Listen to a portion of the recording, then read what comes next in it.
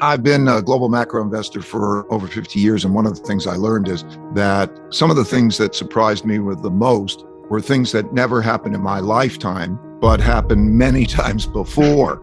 I learned that in 1971 when I was clerking on the floor of the New York Stock Exchange. And the United States, on August 15th, President Nixon got on the television and he told the rest of the world that the gold that the dollars are supposed to be converted into, you won't get. And there was a devaluation. I worked on the floor of the New York Stock Exchange and I thought it was going to go down a lot, and it went up a lot. And I found the same thing happened on March 1933 with Roosevelt doing the same thing. And that taught me history repeats, but not necessarily in our lifetime. So three things are happening in our lifetimes that never happened before. And I saw that a few years ago and I started to need to do that study. And those three things are the amount of creation of debt and the printing of money to monetize that debt, which is having its effects on inflation, on the value of money, on many things. The second is the amount of internal conflict that we're having. The conflict over wealth and values, the great polarity that has gotten to the point of having irreconcilable differences and threatening our system.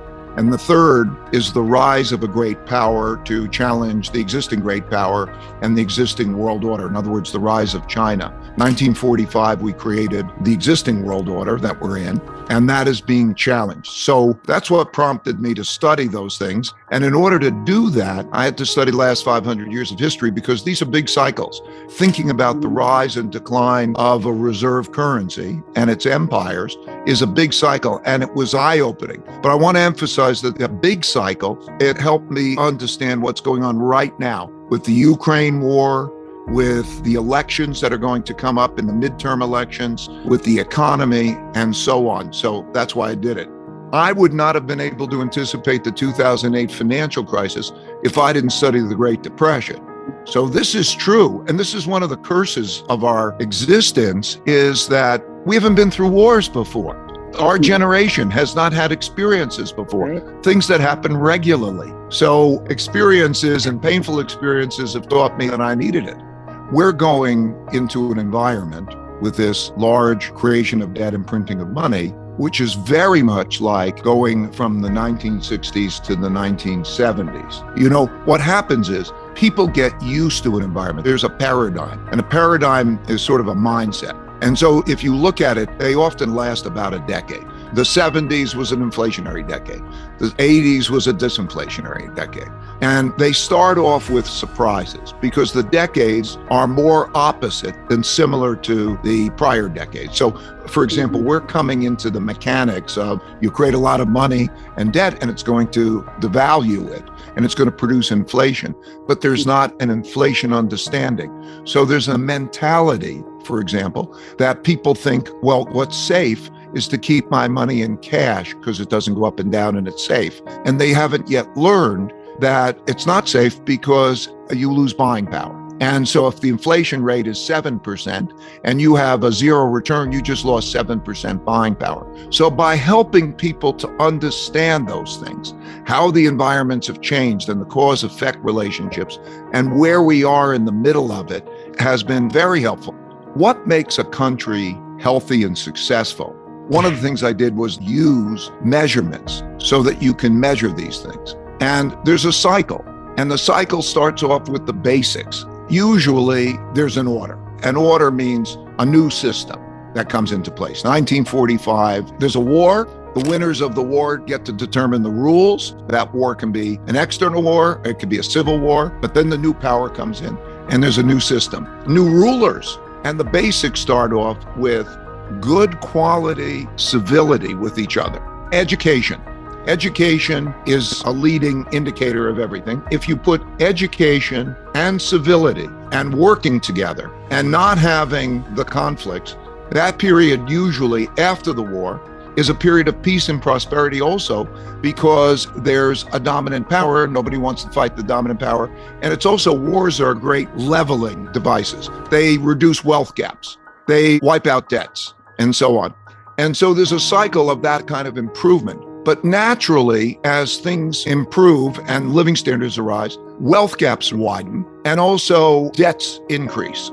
And it's quite true for countries that have reserve currencies because they're allowed to borrow from the rest of the world because the rest of the world wants to save in that currency. And so quite often that cycle produces a lot more debt and larger wealth gaps. It also produces great inventiveness, but it also enters a new generation who haven't been through war, who might become maybe a little bit more decadent and not invest in infrastructure and education and the fundamentals that make things healthy. And as a result, you get larger wealth gaps and you get angry and you have more debt. And so a classic set of ingredients is that level of indebtedness and then losing the fundamentals. And of course, what happens is other competitors rise. So other countries after the war, Germany, Japan, they recover, China and other countries recover, and they become viable competitors in that. And so the power of that one dominant power ceases to be as dominant, and then there become more conflicts. So there are fundamentals. The fundamentals are basically, are you earning more than you're spending? Are you well educated and civil with each other? Are you productive? Are you competitive in the world? And so you can go from country to country right now and almost assess that. Those countries which are earning more than they're spending, that people are civil with each other and there's not internal order, and there's not a risk of an external conflict, are the ones that are best off. The Ukrainian situation is part of a greater story, which is the world being bifurcated and not dominated by a single power. And you can see how it's lining up. You can see which countries, by their actions, are lining up which ways in this conflict. The United States, the NATO countries, as it pertains to the Ukraine, but not as it would pertain to Asia. And you could see China, Russia, and you could see actions by India and so on, who is acting in what ways. And you will see that lineup be carried through in terms of things like, will there be a G20 meeting? And who will be on what side of the issues pertaining to that. So you're seeing this world polarity begin to line up, and you're seeing questions we'll see. This is like a test war. Many cases, in most cases in war, there's not a good understanding of how the actual war would take place. So it's very interesting when there is an actual war to take place to learn things, such as learning what the military power is and the possibility of escalating that war by Russia if Putin loses that war. Do they go to other escalated forms of conflict, such as nuclear? And also, it's a test of American sanctions.